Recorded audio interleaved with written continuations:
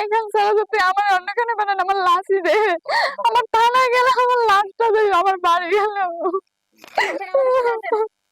এই শোনো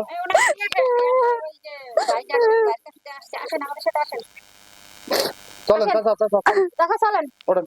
আরে আপনারা যারা আছেন রায়হানকে খবর দেন, রায়হানকে খবর দিয়ে রায়হানকে নিয়ে আসেন বাঘের কাছ থানায়। আসেন চাচা ওঠেন। তারপরে রায়হানের সাথে ওর সাথে যা বুঝেছে ওটা থানায় বসে থানায় বসে আসেন। আচ্ছা কই যান কই যান? ঘরে যাওয়া লাগবে না, চলেন আমাদের সাথে। রায়হানের সাথে আমার প্রায় 3 বছরের কাছাকাছি হয়েছে সম্পর্ক। সে আমাদের বাড়িও গেছে, তো তাকে আমার দাদার মারা গেছে সে মিলে তো খাওয়াই আনছে। তারপর নেক্সট টাইম গেছে, সেখানে ঝামেলা হয়েছে, সেই থেকে আমার ঘর থেকে লামাই দিয়েছে। আমার মা বাবাদের সাথে কোনো সম্পর্ক নেই। আসলাম চাচতো বোনের সাথে, সেখানেও হয়তো রায়হানের সাথে আমার অনেক কথা হয়েছে বা ক্লোজ হয়েছে, বা সে এখানে রাত্রিরেও গেছে, বা রাত 2টা 1টা প্রায় প্রায় যাইতো, হয়তো আমার কিছু কিনে কিটেও দিত, আমার দ্বারা থাকতো। এই এখন রমজান মাসেও যাইতো প্রায় প্রায়। আমার স্বাস্থ্য বোনেরা অনেক মন্দ বলতো, তারপর বলছে যাতে এখানে আশেপাশে কোনো বেডারা বা ছেলে পানি ধরে তারপর ওরে মারলে দিত, ভর্তুক দেওয়া লাগবে। আমি বলছি আচ্ছা ঠিক আছে, সেটা আমি দেখবো না।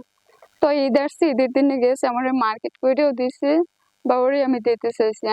ও আমার বাসায় যাইছে যে, বা আমার বাসায় না হয়তো সম্ভব না, আমার সব আমার স্বাস্থ্য বোনের। আমি বলছি যে তোমার যদি বিয়ে করার রুচি থাকে তাহলে তোমার বাড়ি নিয়ে যাও, আমার আমি তো আর টাকা পয়সা চাই না, আমি তোমার চাই, আর তুমি তো আমার জন্য এই জায়গায় ছুটতে আসো। তারপর রায়হান বলে কয় চলো, আমার মা বাবা এককালেও খারাপ না, আমার ভাই বোনও খারাপ না, আচ্ছা যা ম্যানেজ করার আমি করবো না। তো রাত 4:30টায় এই বাসায় আমি পড়ছি। এবারে আসছি কালকের রাত্রে, ধরেন বরিশাল থেকে 2টার সময় রওনা দিয়েছি মার্কেট থেকে। মার্কেটে ছিলাম, এরপরে এখানে ঈদের দিনও এখানে আসছি। রাত 4টায় যদি এখানে আমি থাকি তাহলে সকালবেলাও তো এই জায়গা আমি।